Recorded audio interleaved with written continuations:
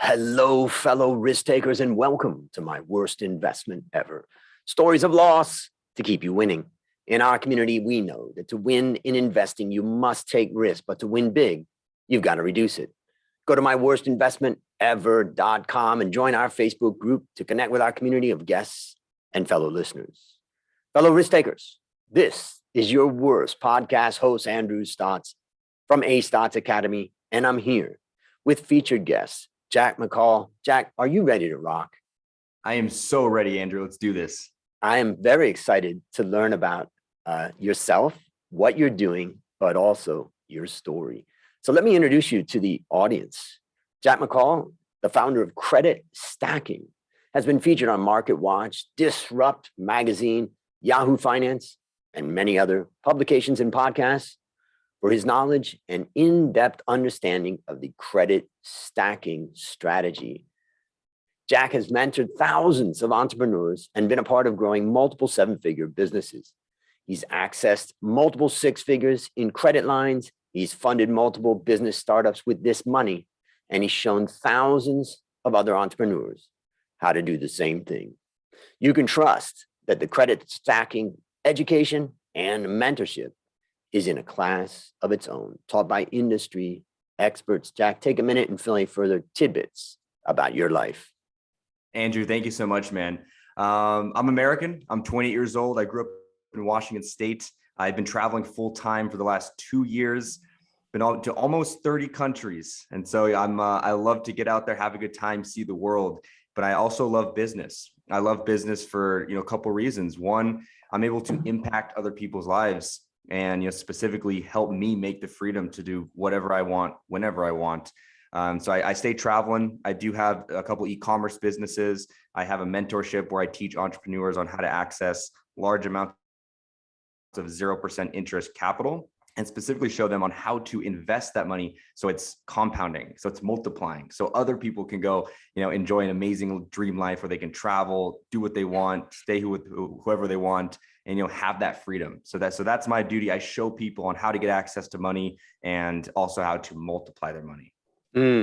It's interesting, as an analyst, all of my career, I've analyzed thousands of companies that I've either invested in or recommended people invest in. And one of my number one risks that I see companies expose themselves to is that they over leverage. They borrow too much money. And when you borrow too much money, the bank comes after you, they take control of your assets, and you're in trouble. But yet, without debt, you can't really access the opportunities that you want to access. So from my perspective as a financial analyst, I'm looking for companies that kind of, they're using some debt, but they're not over leveraged, or else they could be in trouble. But that's like from the angle of a financial analyst. I know nothing about the type of debt that you're talking about, where to get it, how to use it in the US. I know nothing about that. So tell me what's kind of different in your thinking about credit and credit stacking compared to like my traditional old guy view. Sure. I mean, I think debt in business is the most powerful tool to take advantage of because it helps you accelerate so much faster and it enables you to start more ventures, invest into more things. And really that turning point for me, I've been an entrepreneur for the last 10 years since I was 18 years old. And I would always fund my businesses with my own money. Started a business with $5,000, $10,000. And at that point, it was really hard to gain traction because I only had such little money. And a really big break for me was when we got a business loan for a travel company. And that business loan helped us accelerate to take market share, which eventually led to an acquisition. See, at that point, I wasn't on business credit. I just did it alone. And so that actually led me into opening my eyes to learning about business credit.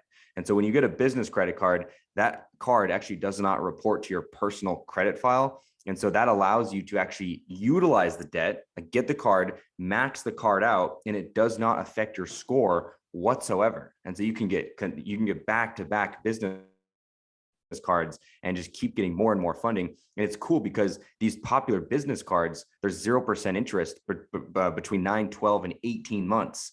And so if you have like a short-term investment that's going to make you an ROI with a 1 to 2 year period, I'm the biggest believer is, get a 0% interest business card, finance that deal with the business credit, and then putting your hard-earned cash into longer term investments. So this way you're accessing more money and you're able to make more money because you have more working for you. So, it's great clarification, and I think the other thing is when people hear credit card, wait a minute, that's for me buying a TV and all that. And that is using borrowing for consumption rather than investment.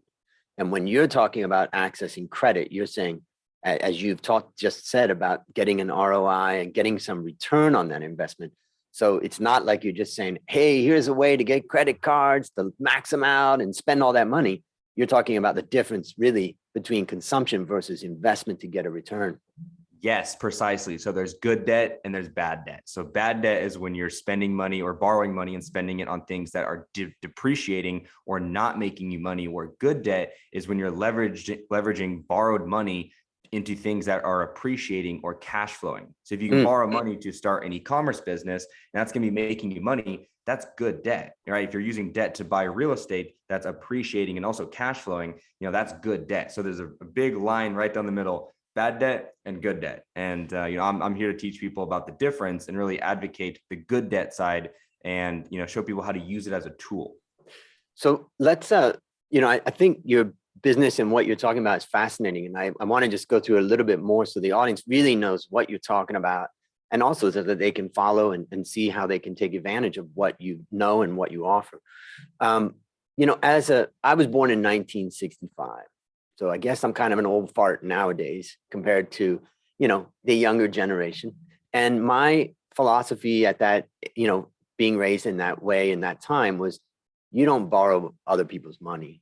When you're taking a risky bet, you've got to use your own money. Okay, maybe a family or friend or something like that. And you make something out of it before you go out and try to borrow money to do something. And, I see some flaws to that for sure. I see sometimes that I had good ideas that I didn't take them, or I didn't move them aggressively enough because I didn't have the mentality to go out to get other people's money. On the other hand, I could have borrowed money from people and then crashed with my idea. And that would have felt bad. I'm just curious, how do you think about that kind of dilemma? So I do think when you have access to money, your chance of success in that business venture dramatically increases. So if you have more money to work with and you believe great point. Believe in your idea, if you have those financial resources, I think your chance of succeeding is dramatically higher. And then also when you're using these 0% interest business cards, it also gives you the ability to buy yourself time. So if you can't pay it back in that introductory 12-month period, you can also always get another business card and balance transfer the debt to that second card. So you extend that 0% interest period. And at the same time, your hard-earned cash is in a different investment that's also making a return. So now you have more money working for you. You're making more money, which also helps out with being successful in that venture if you need more money from your other investment. Well, there's so much to this, and I could ask you a lot of questions, but I think you've explained the core of it. And for the listeners out there, I think it is valuable. And I know in my own businesses that I've started, being kind of conservative and not wanting to go to the banks and until I really had something super solid or access that. Also, you have to accept the fact that I basically grew up my business life in Thailand as a non-citizen at the time. That was just harder to access credit lines through the banks and all that. But I think that there's a lot to learn from what you're doing. What's the best way for people to follow you and keep in touch and access what you are doing? Yeah, so my Instagram is a really good place. My handle is King of Debt on Instagram. My website's creditstacking.com. Have tons of awesome resources there. But we'll kind of dive into that a little bit later too. Great.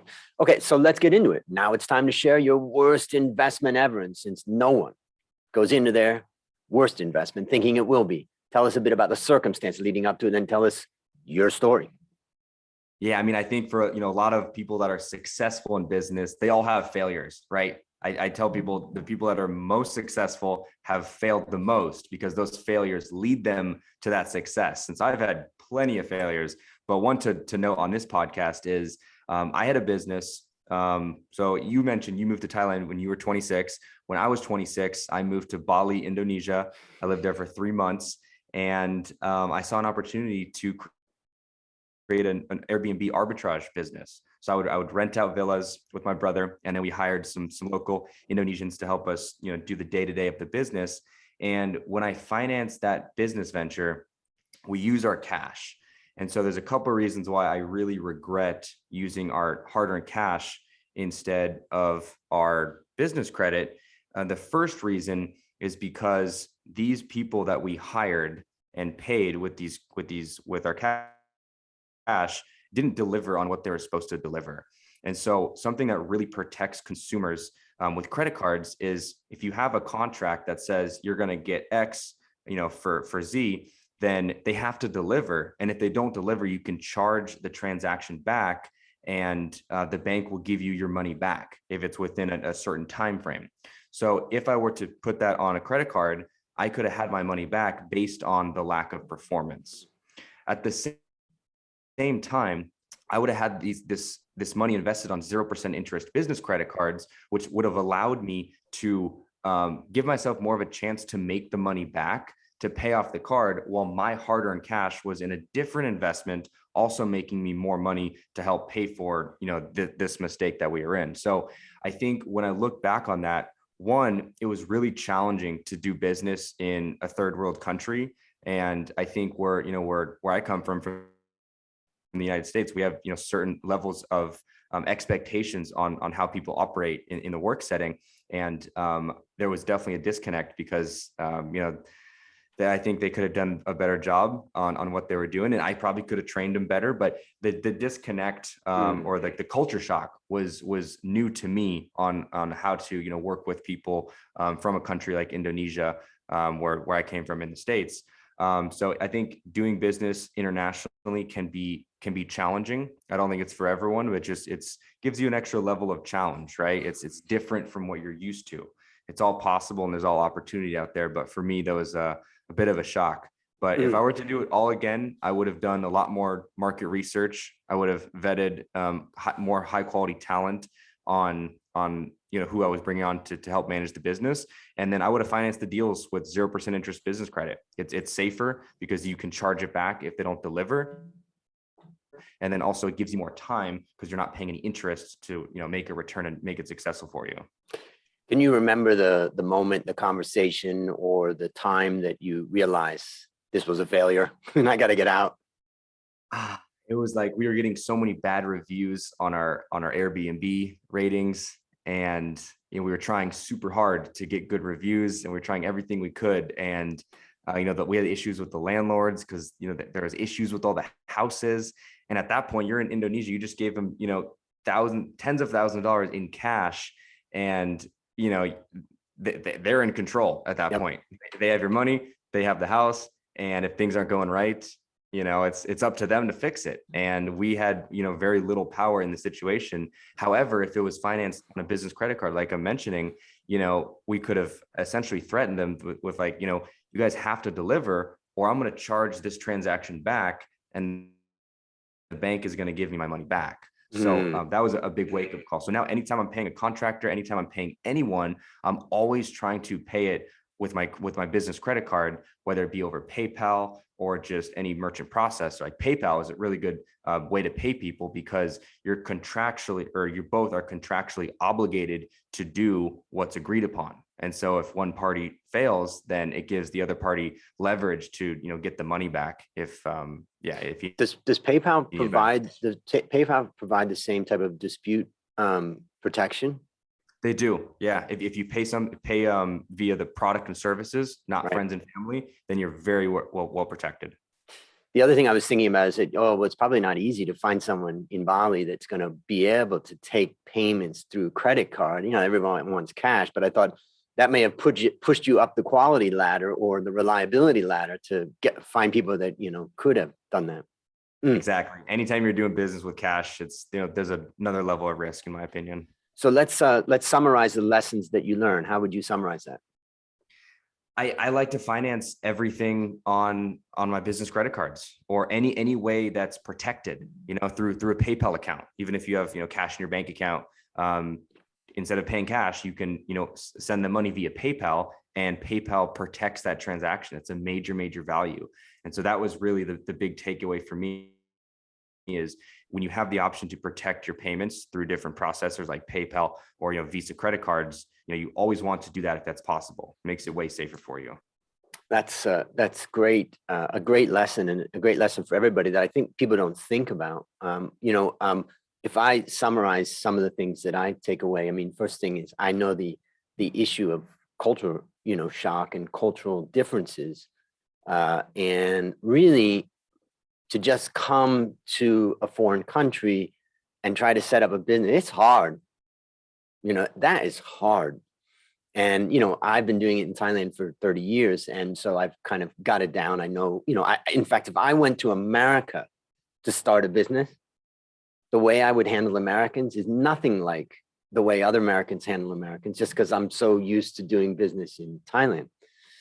So the first lesson, to everybody is don't underestimate, don't be overconfident. Oh, we can do it. Come on, let's go.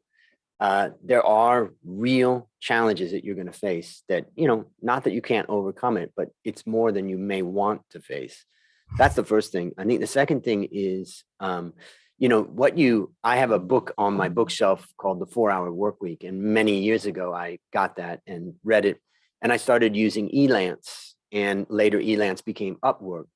And I've spent now in my decade on the platform close to $500,000 in outsourcers.